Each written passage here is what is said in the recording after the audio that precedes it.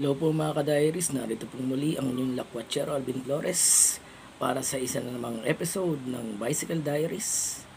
So, another week ng ating pakikibaka at pag-flyering.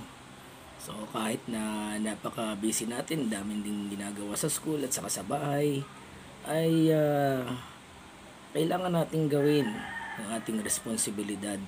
So, kahit na paminsan-minsan ay sinusumpong ng katamaran, pero lagi nating isaisip na we have to do our obligation. So ayan, so panibagong yugto na naman ang ating pag-flyering.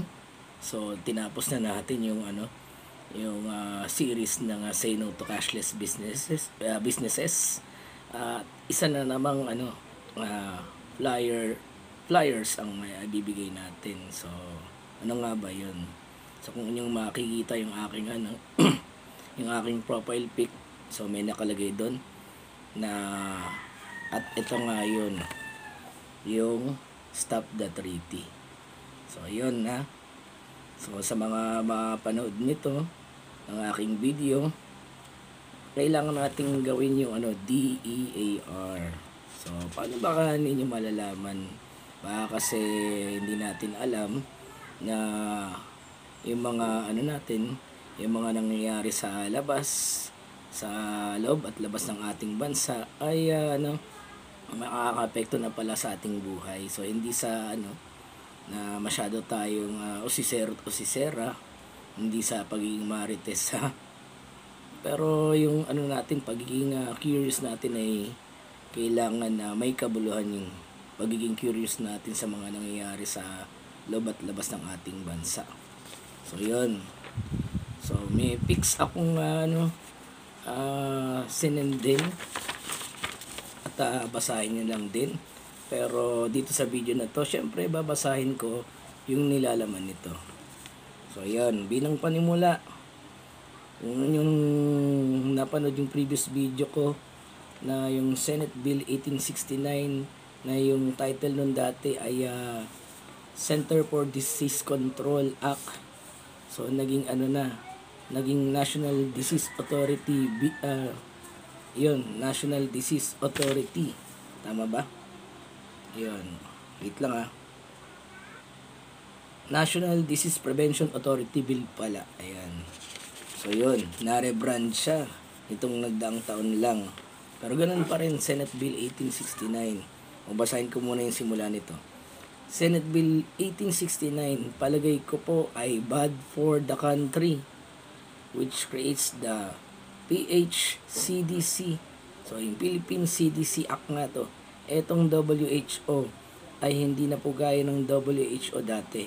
Now, WHO is corrupt and they have this tendency to control the entire world, which will direct to the Philippine CDC or PHCDC. So, may connection ba dun sa mga nababasa natin sa Bible? Kaya na lang umalam. The present WHO Director General is not a doctor of medicine. He is just a public health expert, which is not a medical degree. His personal background from Ethiopia, so galing pala siya sa Ethiopia. Sino kaya itong inabanggit natin galing sa Ethiopia? Ethiopian pala itong si So, he's a Marxist leader and has totalitarian propensities. Ayan. So, magiging under the control of a world body gaya ng WHO, ang DOH and Philippine CDC. Mayroon mga international health regulations na anti-constitutional provisions. Philippine CDC ay duplication ng isang bureau sa DOH or Disease Prevention and Control Bureau. So, sino ba yung tinutukoy nating kasalukuyang head ng WHO? Siyempre, sino pa ba? Si Tedros. Ayan. Ito namang ikalawa ibasahin natin. Stop Senate Bill 1869. Rebranded to National Disease Prevention Authority Bill. Ipaglaban ang karapatang pantao at isulong ang soberanya ng bansa. isinasama ang International Health Regulations o IHR ng WHO o World Health Organization sa lokal na batas ng Pilipinas, panghihimasok sa pamamaraan ng pagtugon ng Pilipinas sa public health emergency, pag-quarantine sa mga taong pinagsususpetsa na may sakit kahit ito'y walang sakit. Mananaig ang mga patakaran ng national government sa mga lokal na batas at pamantayan ng mga LGU. Sweldo ng mga expert ng CDC hindi sakop na mga regulasyon ng CSC or Civil Service Commission. Maaari nilang sabay panatilihin ang kanilang propesyon at tumanggap ng sweldo mula rito. Maaaring pigilan ang hoarding, pagmanipula ng mga presyo ng bilihin, pananamantala sa merkado. Maaaring humingi ng tulong sa PNP or NBI sa paghanap ng mga pasyente o tao na sinususpetsang may nakahahawang sakit.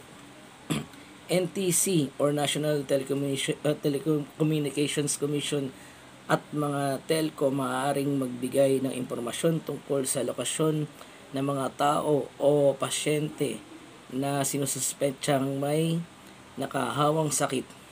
Mga public health emergency technologies, devices, medicines, vaccines, procedures, hindi kailangan ng pagsusuri, pag-aaral, trials, bago ito bilhin. Imagine that, diba? Oh. Pagka ito ay naisa batas, mababaliwala yung mga laws na sumusuporta sa ating karapatang pantao. Maging man yung mga yung ating saligang batas. So ito pa lang mga ipapatupad na nakaangkla sa pamantayan ng WHO o yun nga sa International Health Regulations. I-adapt nito ng national government kahit na ito'y unconstitutional. So, mababaliwala yung saligang batas natin. Ayan.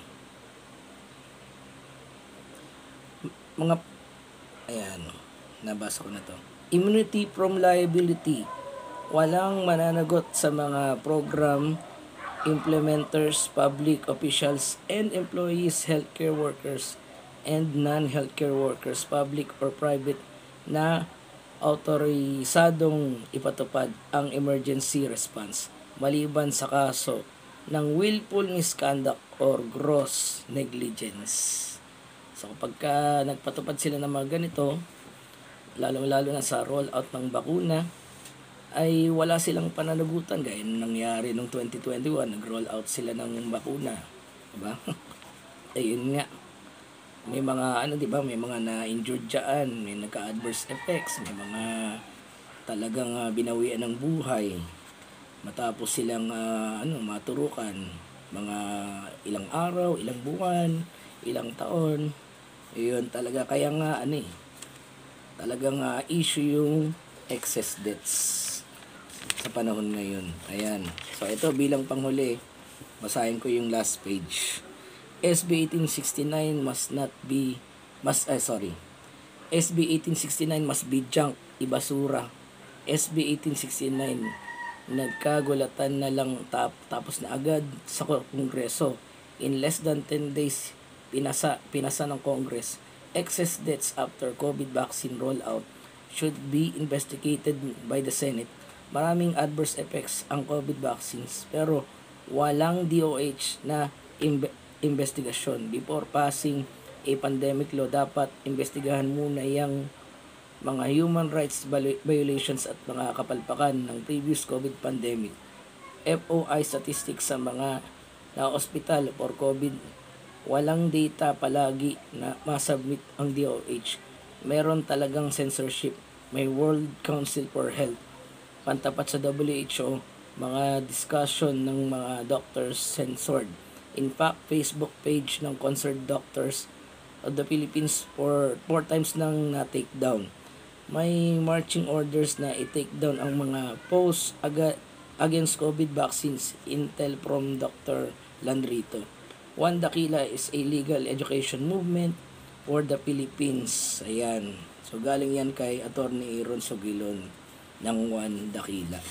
So yung second page na binasa ko, so nakalimutan ko palang mabanggit kung sino yung nagsabi nun, yung yung Senate Bill 1869 na palagay niya yung bad for the country. So nagsabi niya yun ay si Dr. J. Del Mundo ng Concerned Doctors and Citizens of the Philippines. Ayan. So para mas malinawan kayo, mayroon akong pictures na sinend din.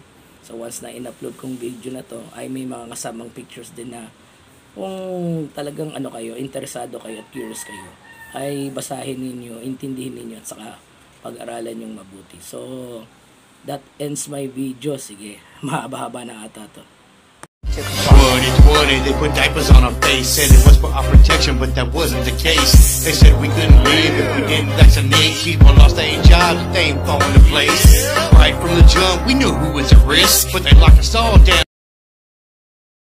Suicides on the rise, people can't get a grip. What they done to my country makes me sick. What's funny, not funny, is they call us fascists when they are the ones using fascist tactics to shut us down, lock us up, anything drastic. I'm tired of it's time to get active.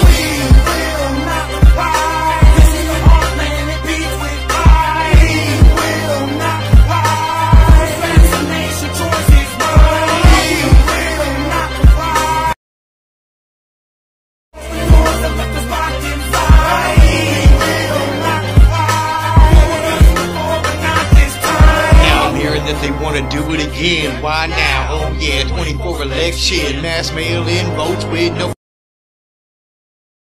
work last time. Let's run it again. Only the difference this time is we're wise to the game. They try to stack the day, but we are not gonna play. I don't give a damn what the media say. They will never again take my freedoms away. This is the land of the free.